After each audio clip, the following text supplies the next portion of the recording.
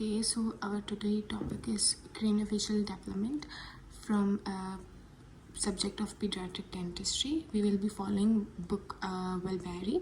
So let's get started.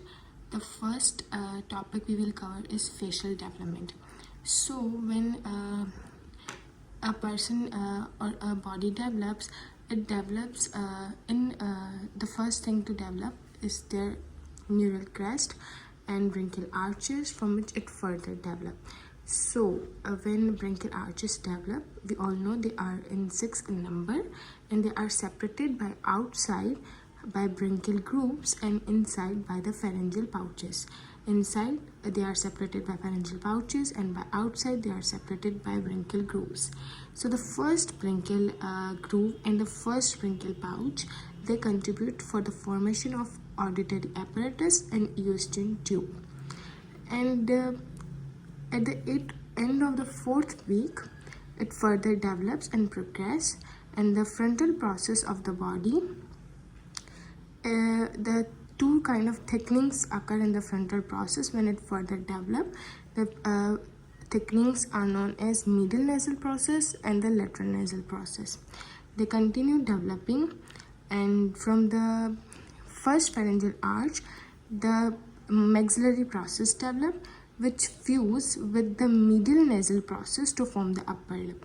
So, as a conclusion of the 4th week, we have frontal process, in which the thickenings develop as the body rapidly grow, and these thickenings are the lateral nasal process and the medial nasal process.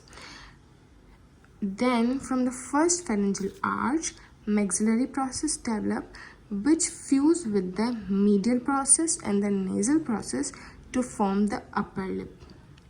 And the first pharyngeal arch also gives rise to the mandibular process, as it gives rise to the maxillary process.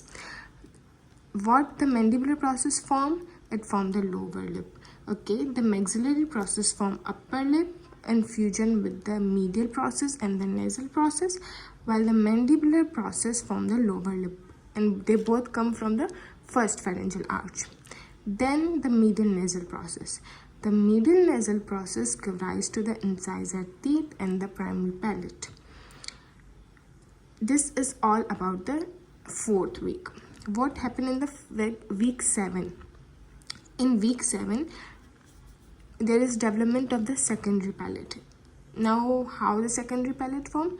The secondary palate is formed by 3 things. The two are the two palatine shells, and the nasal septum. Where they come from? The nasal septum come from the midline in the frontal nasal process. This is the frontal nasal process, and when it is developing, it is converting into thickenings, the lateral nasal process and the medial nasal process. In between the thing which is formed is the nasal septum. So the nasal septum comes from the frontal nasal process, and it contributes in the formation of the secondary palate.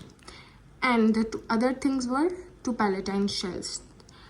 Where from they come? They come from maxillary process. The maxillary process which we studied, that come from the first pharyngeal arch. So the secondary palate is the combination of the nasal septum and 2 palatine shells. The nasal septum come from the frontonasal process, from this one, and the 2 palatine shells come from the maxillary process, which is derived from the first pharyngeal arch. So till the 7th week, the palatine shells, they are present on the either side of the tongue, but they are present in the downward direction till the 7th week. What happened between the 7th and 8th week? It means at the end of the 7th week and the starting of the 8th week, the palatine shells, they come in upward direction. Till the 7th week, they are present in downward direction, but as the 8th week start, they come in the upward direction, and they fuse. They fuse with the primary palate and the nasal septum.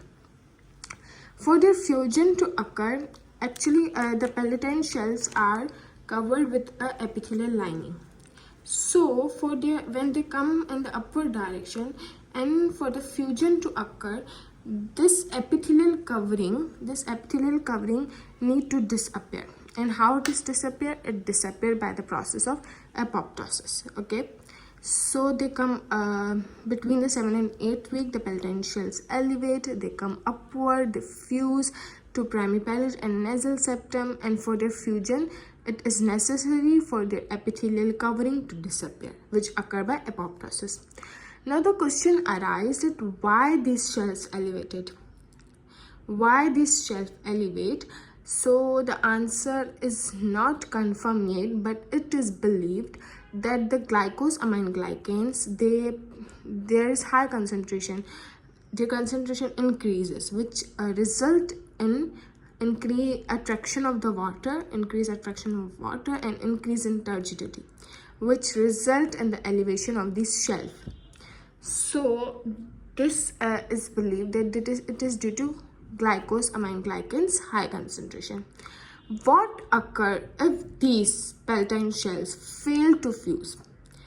What will occur if these palatine shells fail to fuse? It means, what if they will not follow the normal rule of the nature?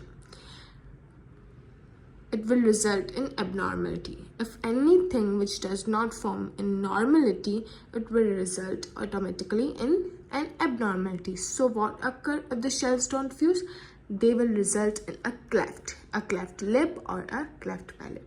So that's all about the facial development. Thank you so much.